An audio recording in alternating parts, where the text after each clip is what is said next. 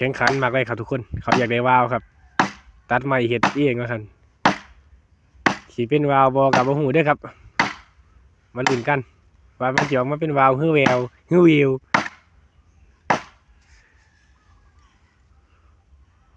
ตัดมาต้องเศร้า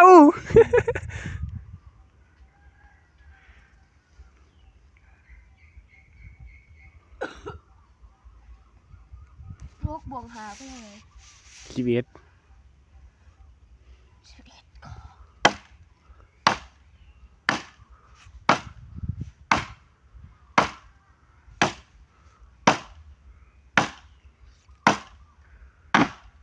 แตกจ้อย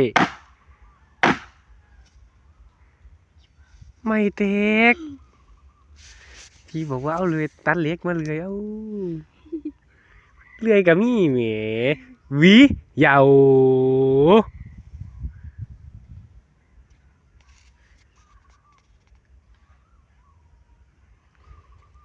ยังก็ไม่แตก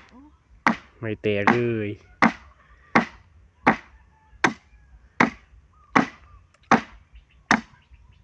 รัดไม่ยังโหดก็บ่ได้เอาเดือยมาเลยวะ เนี่ยแมวมาวะเลยตัดเล็กอะ เอามาวะ เอามาวะ ไปเอามา